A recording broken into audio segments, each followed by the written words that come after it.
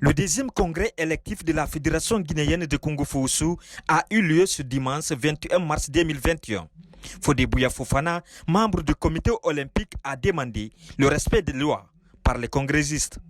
Nous vous demandons discipline, nous vous demandons l'ordre, nous vous demandons le respect des contenus des statuts.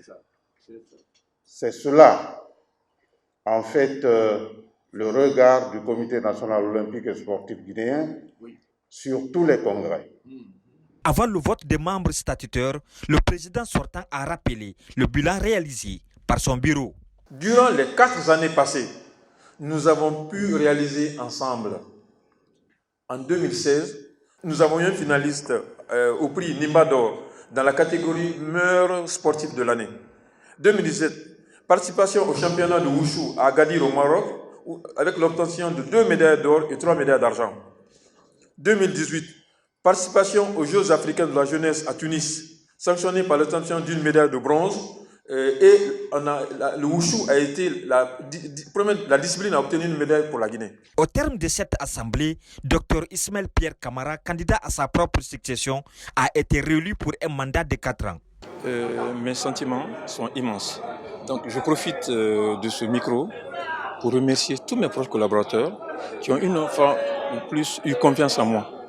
Et ils m'ont plébiscité pour être à la tête de notre fédération pour 4 années. Le secrétaire général du comité olympique et sport guinéen estime que le droit a été dit dans ce congrès. C'est notre mission, le respect de ces textes qui constituent la Bible ou le Coran d'une fédération sportive nationale. Vous avez fait une assemblée librement, sans aucune pression. Chacun a exprimé sa voix. C'est ça aussi la démocratie dans le sport.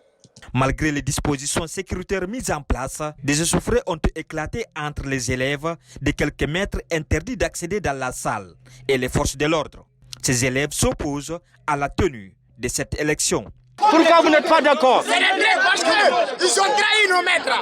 On les a dit de ne pas faire le congrès, ils ont accepté. En trahissant les autres, leur donner maintenant les barres, que ceux qui ont les barres n'ont qu'à rentrer. Pendant que nos maîtres sont à la maison, qui ont souffert pour nous, et ils sont là maintenant en train de bouffer l'argent. C'est des traîtres réunis, on ne peut pas quitter. Le secrétaire général du comité olympique et sport guinéen n'a pas fait de cadeaux aux frondeurs. C'est un peu aberrant qu'on puisse voir certains pratiquants de l'art martial se comporter d'une manière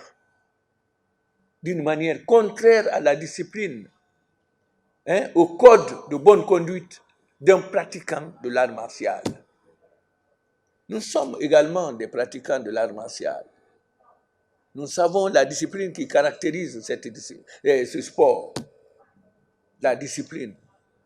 Mais si vous voyez 2 à 3 mètres accompagnés des élèves pour venir tenter de déstabiliser, qui ne sont ni membres statutaires, ni institutions ou organismes de sport relevant de votre discipline.